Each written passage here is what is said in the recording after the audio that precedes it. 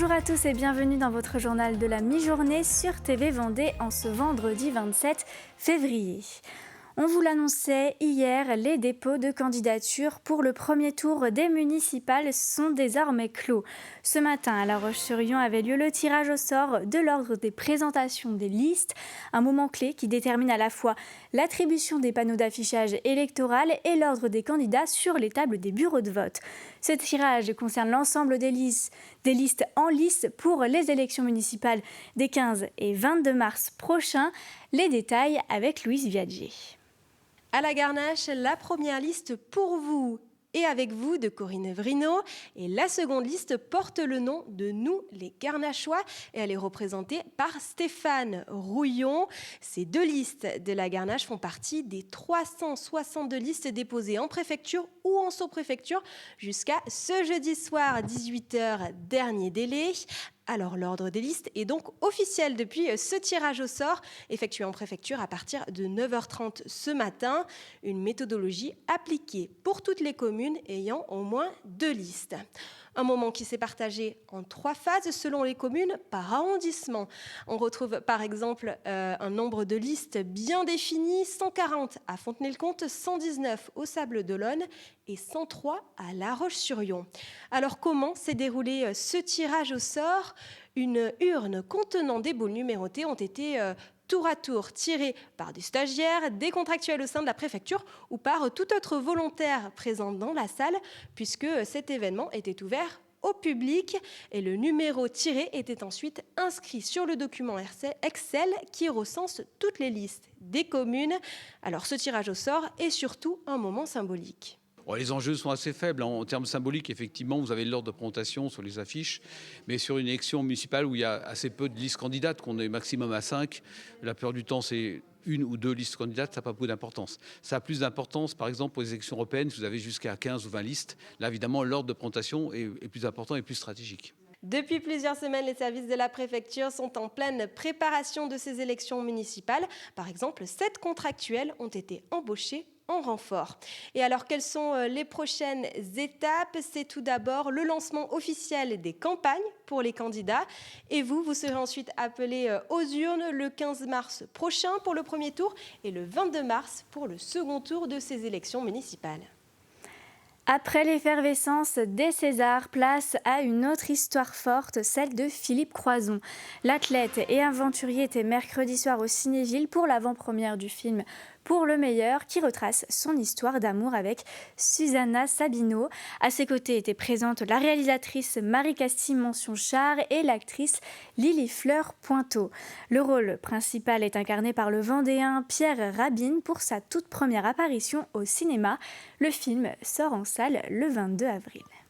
Marie-Castille a fait une recherche, elle a trouvé un gars qui était électrisé comme moi. Donc un coup de bol qu'on ait trouvé un mec qui était électrisé, qui est amputé des 4 membres. Merci Pierre, Pierre Rabhin, qui a joué mon rôle. Il l'a joué à merveille. Honnêtement, il avait un peu peur, mais il a eu un coach. Et surtout, il a eu une partenaire, Lily Fleur Pointeau, qui l'a vraiment accompagné, ainsi de suite. Il a vécu pendant plusieurs jours à la maison pour s'imprégner également. Et très souvent sur le tournage, on dit Pierre, tu n'es plus Pierre, tu es Philippe. Voilà, il fallait ramener un petit peu à la réalité du tournage. Mais on l'a vu, on voit le résultat à l'écran, c'est juste merveilleux, quoi. Ce couple, Lily Fleur Pointeau et Pierre Rabhin, c'est bien Susanna Sabino et Philippe Croizon, donc tout va bien. C'est une vraie reconnaissance nationale pour le patrimoine de Saint-Gilles-Croix-de-Vie.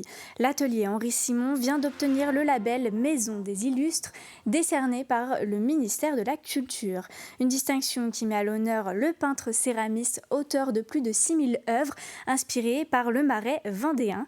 Désormais baptisé les Rimagures, le site s'engage à renforcer son ouverture au public et aux scolaires. Découverte de cette bourrine pas comme les autres dans ce reportage d'Anaïs Escalona.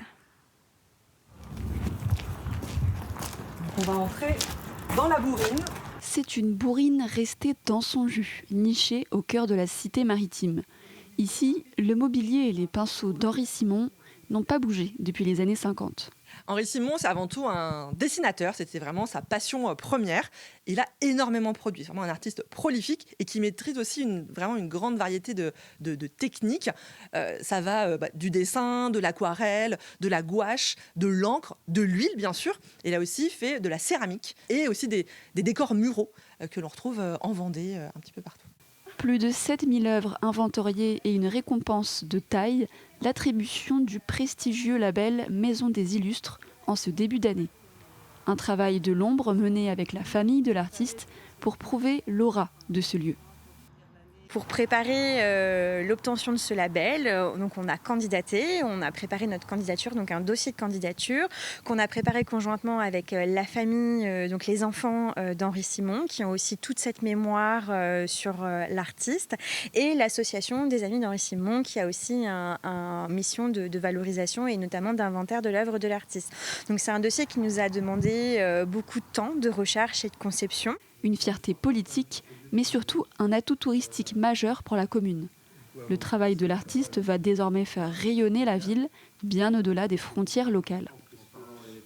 Ça valide un peu tout le sérieux du travail qui a été mis en place depuis 10 ans par la ville pour agrandir le site, que ce site reste un lieu de création et de diffusion, donc en accueillant des artistes en résidence l'hiver et en accueillant une nouvelle exposition Henri Simon tous les étés. 6e site labellisé de Vendée, l'atelier Henri Simon rejoint désormais les grands noms du département, aux côtés de la maison de Georges Clemenceau et du musée Charles Mille-Sandeau. Et on termine ce journal avec un peu de musique. Samedi 28 février, le tout premier festival accordéon investit la salle Louis-Claude Roux à Challans avec une série de concerts d'artistes. Vous retrouverez sur place Jérôme Badoui, Gilou avec son petit accordéon ou encore Romain Pruvost, le créateur du festival. C'est un instrument qui va monter en notoriété parce qu'en fait, il y a beaucoup de jeunes qui se mettent à l'accordéon, que ce soit classique, jazz, musette et variété. Il y a beaucoup de jeunes qui se mettent à l'accordéon. Et il y a vraiment des beaux jours devant lui, quoi. Il a été beaucoup popularisé dans la décennie juste avant parce qu'il y avait André Verschuren, Yvette Horner, Aimable. Et c'était un instrument qui était beaucoup popularisé, mais il y a beaucoup de jeunes qui se mettent à l'accordéon maintenant. Et ce qui me plaît en fait avec l'accordéon, c'est que c'est très populaire. On peut en jouer, on peut l'amener partout. Et puis c'est un instrument qui a toujours fait danser des milliers de Français, quoi. Et c'est la fin de ce journal. Ce soir, retrouvez Aurélien Huard pour l'édition de 18h.